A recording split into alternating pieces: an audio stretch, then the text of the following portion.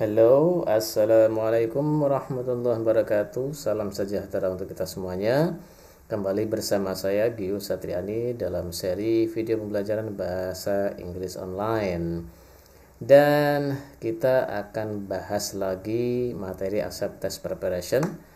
Dan pada video kali ini kita akan melanjutkan pembahasan tentang soal pada bagian Grammar and Structure bagian C ya. Nah, jadi bagi teman-teman yang belum menonton video sebelumnya ya, kita sudah bahas secara lengkap soal-soal pada grammar and structure bagian A dan juga bagian B ya, bagian A sentence completion, bagian B close test. Nah, kali ini kita akan bahas yang bagian C yaitu error identification ya. Tapi sebelum itu, saya ingatkan lagi bagi teman-teman yang belum subscribe channel saya ini, silakan klik tombol subscribe-nya dan juga nyalakan tombol loncengnya agar teman-teman tidak ketinggalan materi-materi bahasa Inggris lainnya. Oke, langsung saja kita bahas ya soal grammar and structure pada bagian C, yaitu error identification. Model soal error identification ini sudah sangat umum, banyak teman-teman jumpai termasuk pada tes TOEFL ya. Nah, jadi nanti ada perintah seperti ini ya. For questions 26 to 40 ya, untuk pertanyaan 26 sampai dengan 40 ya. Nomor 26 sampai dengan nomor 40. Choose the word or phrase. Pilihlah kata atau frase A, B, C, or D. Ya, pada pilihan A, B, C, atau D, which is wrong, yang salah. Gitu ya, jadi kita diminta untuk mencari yang salah. Walaupun kita tidak diminta untuk membenarkan, ya mengkoreksi yang betul bagaimana, tidak ya. Jadi kita cukup mencari yang salah yang mana. Oke, ini sama dengan sesi written expression pada TOEFL ITP. Alright, kita langsung lihat soalnya ya. Jadi kelanjutan dari bagian close test kemarin sampai dengan nomor 25. Jadi error identification ini dimulai dari nomor 26 ya. Alright, kita lihat soal nomor 26. Most people say that they do their hobby because it can refreshes their mind after a week busy with their job. Well, kira-kira yang salah yang manakah? Nah, ini model soal ini sangat mudah ya kalau teman-teman sudah menguasai materi modal auxiliary. Nah, tanpa harus menerjemahkan, hanya dengan melihat modal auxiliary-nya pasti sudah bisa menjawab. Dan ini juga salah satu trik yang sering saya sampaikan pada pembahasan soal TOEFL ya, bahwa banyak soal itu kita bisa jawab tanpa menerjemahkan. Artinya tanpa tahu makna itu kita sudah bisa menjawab. Mana yang salah? Ya, yang salah adalah yang B ya. Dari mana tahu salah? Kita lihat di sini ada can. Can ketemu dengan refreshes. Verb ya, verb 1 yang berakhiran es. Oke, nah ini jelas salah. Kenapa? Karena modal auxiliary itu wajib diikuti dengan verb asli ya, base verb atau bare verb ya, verb dasar yang tanpa imbuhan apa-apa. Oke ya, nah jadi hanya melihat can saja kita sudah bisa tahu jawabannya. Alright, yang lain kita abaikan sudah, tidak perlu pusing-pusing mencari artinya.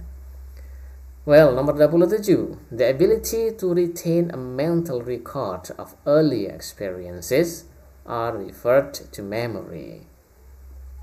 Oke, manakah yang salah ini? Nah, nomor 27 ini berkenaan dengan subject verb agreement ya.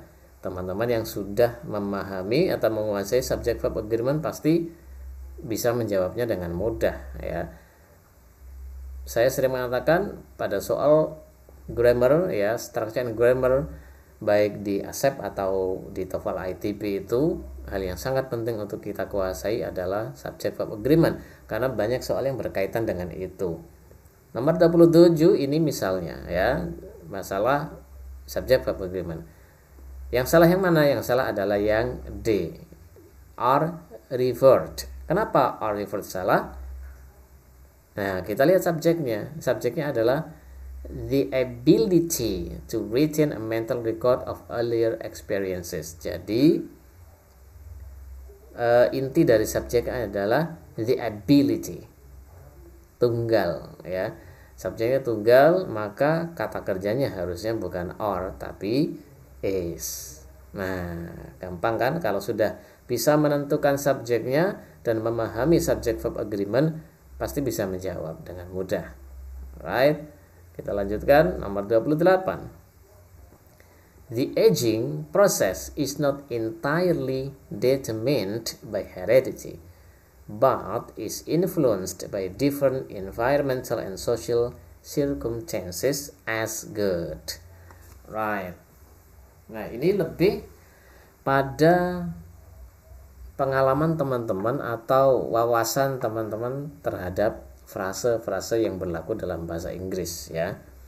Nomor 28 ini yang salah yang mana? Yang salah adalah D, yaitu as good. Frase yang tidak lazim dalam bahasa Inggris harusnya adalah as well ya. Frase yang berfungsi sebagai adverb ya, as well bukan as good. Kalau teman-teman sudah punya wawasan yang cukup dalam frase-frase bahasa Inggris, sudah bisa merasakan ya as good ini hal yang tidak lazim. Lazimnya itu adalah as well. Oke. Right, sekarang nomor 29. The water wheel is a mechanism designed to harness energy from a source instead than animals. Nah, ini juga perlu wawasan pada vocabulary atau frase-frase dalam bahasa Inggris ya. Karena akan sangat membantu teman-teman untuk menemukan mana kata yang salah, mana kata yang tidak lazim ya. Nah, di sini kalau teman-teman sudah menguasai grammar dengan baik ya, kemudian menguasai vocabulary atau frase-frase dengan baik, ini juga cukup mudah untuk jawab ya. Di sini ada kata than, ada kata instead. Instead ini tidak lazim ketemu dengan than ya. Instead itu ketemunya dengan of. Nah, bukan than. Dan then tidak didahului dengan instead. Karena yang bergaris bawah adalah instead, berarti yang perlu diganti adalah instead-nya ya. Apa yang seharusnya berpasangan dengan than? Nah, jadi bukan instead melainkan rather than gitu ya. Right. Nomor 30 sekarang. If they are prepared skillfully, soybeans they can be appetizing as well as nutritious. Oke. Nah, ini juga pemahaman tentang subjek. Ya, subjek. Kita tidak perlu jauh-jauh membahas tentang if clause ya, atau conditional sentence atau adverbial clause ya.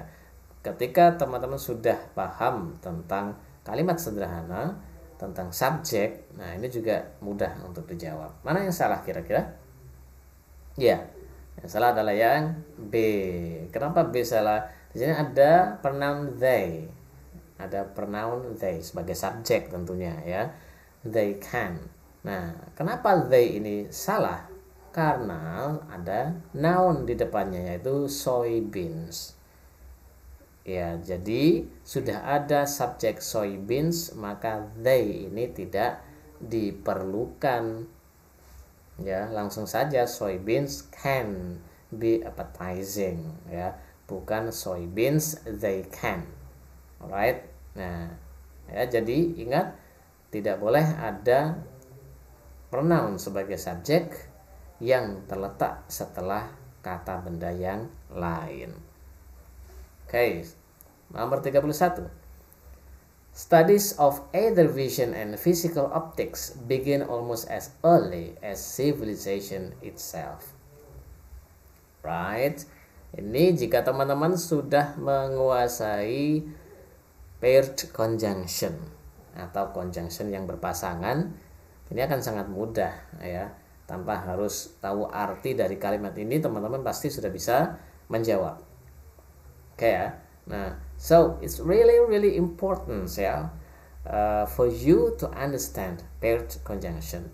Karena paired conjunction itu tidak banyak, mudah untuk dihafal ya. Dan banyak soal baik di ASEPS ataupun model tes yang lain itu yang kita bisa sangat terbantu jika menguasai paired conjunction ya, conjunction yang berpasangan. Nah, nomor 31 ini yang salah adalah yang mana? Ya, yang salah adalah either. Nah, kenapa either salah? Karena either ini dipasangkan dengan and. Ya, jadi either bukan pasangannya and bukan pasangannya either. Karena yang bergaris bawah adalah either, makanya harus diganti adalah either. Apa yang berpasangan dengan and? Ya, yang tepat adalah both, ya. Both, jadi studies of both vision and physical optics, gitu ya. Right. Nah, yang lain-lainnya kita tidak perlu mengerti artinya, tidak masalah, karena sudah bisa menemukan either ini berpasangan dengan and, dan itu pasti salah ya. Nah, paired conjunction juga salah satu materi yang wajib teman-teman kuasai untuk memudahkan mengerjakan soal seperti ini ya, karena tanpa harus tahu maknanya teman-teman pasti bisa menjawab dengan tepat. Oke. Kita lanjutkan nomor 32. Right, ini cukup panjang ya. Nah, soalnya cukup panjang. James Whitcomb Riley, the Hoosier poet, wrote many of his works in standard English, but he wrote his most popular poems in the dialect of his home state, Indiana. Oke, sebetulnya teman-teman tidak harus membaca soalnya secara keseluruhan ya. Jika menemukan clue seperti tadi ya, ada can ketemu dengan verb SAS. Nah, melihat itu saja sudah cukup untuk bisa menjawab ya. Tapi jika melihat pilihan-pilihan jawaban seperti ini yang bergaris bawah ini belum bisa menentukan, maka teman-teman bisa mencoba memahami teksnya atau membaca teksnya ya secara keseluruhan. Nah, siapa tahu nanti disitulah teman-teman menemukan kesalahannya ya. Sekali lagi, tidak harus bisa menerjemahkan ya. Seperti soal yang seperti ini, walaupun ini panjang, teman-teman tidak harus menerjemahkan secara keseluruhan. Oke ya, kita bisa meraba, kita fokuskan pada yang bergaris bawah ya. Nah, kalau nanti masih nggak yakin, baru bisa mencoba memahami soal lagi. Oke, nah di sini ada kata wrote many of his works. Many of his works ya, in standard English, but he wrote his popular. Nah, but he wrote his popular poem in the dialect. Alright, nah di sini kita bisa menemukan kata atau susunan yang tidak lazim ya. Walaupun kadang-kadang kita temukan, yaitu penggunaan wrote many of his work. Many of ya, many of works in standard English, but he wrote his most popular poems in the dialect. Pada soal seperti ini, memahami kalimat menjadi lebih baik ya, untuk meyakinkan bahwa memang pilihan ini yang salah, begitu ya. Nah, di sini yang salah adalah many. Kenapa many salah? Harusnya many ini berupa most ya, most. Jadi si James ini wrote most of his works in standard English, begitu ya. Jadi sebagian besar ya, most of his work in standard English, but he wrote his most popular poems. Oke ya. Nah, jadi ada most of his work dan most popular poems. Nah, pada soal yang seperti ini yang tidak mudah untuk kita tebak, kita perlu memahami soalnya, gitu ya. Right. Jadi jawaban yang tepat adalah most of his work. Many ini yang salah, harusnya menjadi most, begitu ya. Oke, nomor 33. The city of Green Bay, established in 1745, was the first permanent settlers in Wisconsin. Right, yang manakah yang salah? Nah, pada soal ini kita perlu tahu makna. Ya, kita perlu tahu makna karena ini tidak hanya berupa order. Secara order oke, tapi pilihan kata yang salah ya. Manakah yang salah? Yang salah adalah settler. Ya, settler ini ya, settler ini salah. Kenapa? Harusnya dia menjadi settlement. Ya, jadi the city of Green Bay ini yang didirikan pada 1745, nah adalah the first permanent settlement in Wisconsin. Ya, jadi settlement atau apa namanya, semacam tempat tinggal permanen yang pertama di Wisconsin, begitu ya. Nah, bukan settler. Kalau settler itu orangnya, ya orangnya yang bertempat tinggal atau menetap. Ya, jadi lebih pada pilihan kata. Okay, now 34 ya 34. Soal pada nomor 34 ini berkaitan dengan penguasaan teman-teman terhadap conjunction. Ya, terhadap conjunction. Di sini ada whichever they may differ widely in function, all cells have a surrounding membrane and an internal watery substance called cytoplasm. Oke, ya. Whichever, ya di sini penggunaan whichever yang tidak tepat ya. Nah, kalimat ini berkenaan dengan sesuatu yang bersifat pertentangan. Nah, ini dibahas pada adverbial clause ya. Nah, adverbial clause yang berconjunction although, though, even though itu ya. Nah, menunjukkan anak kalimat dan induk kalimat yang bertentangan. Dari mana kita tahu bertentangan?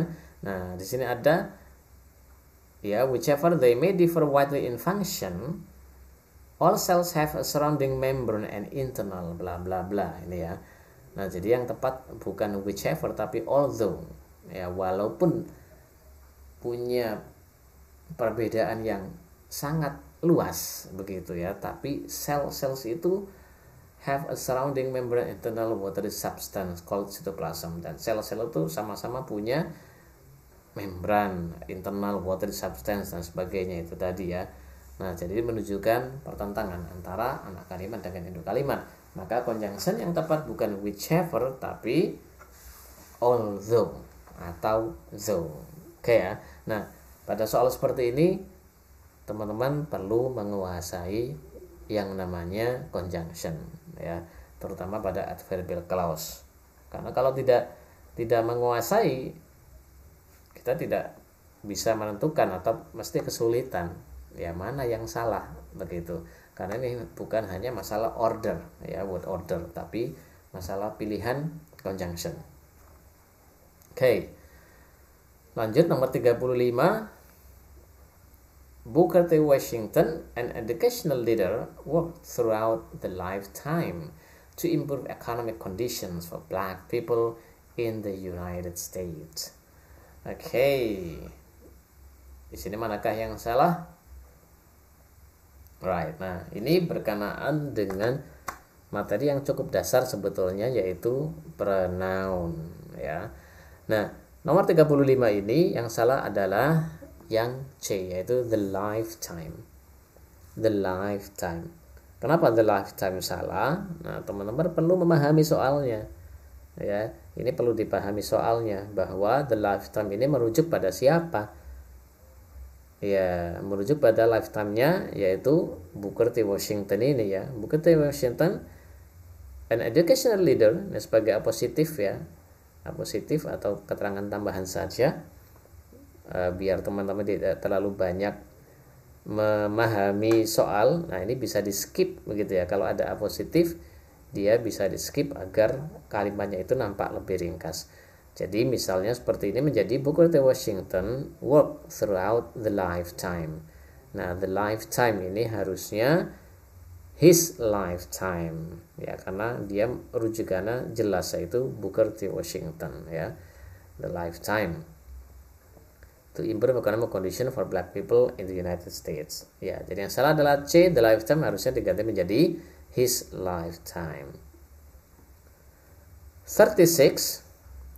In the Middle Ages, books called bestiaries were prepared in an attempt to describe animals, real or imagined, that exemplified human traits. Oke, ini berkenaan dengan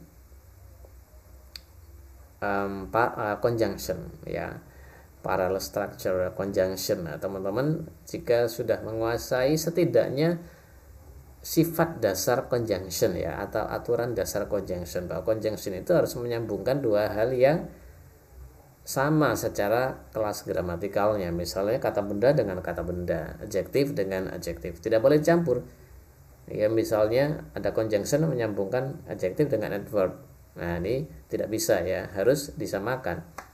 Nah di sini ada kesalahan, yaitu yang mana, yaitu imagine. Kenapa imagine salah? Imagine itu verb ya, sementara di sini ada conjunction dan sebelumnya ada real adjective. Adjective conjunction verb. Nah, kan tidak seimbang. Harusnya imagine ini diganti dengan kata yang sama-sama adjektif agar dia balance dengan realnya ya. Apa yang lebih tepat? Yaitu imaginary ya. Imaginary itu bentuk adjektif dari imagine. Oke ya. Nah, jadi harus diganti dengan adjektif agar sama dengan realnya. Nah, itu. Oke ya. Sekarang 37.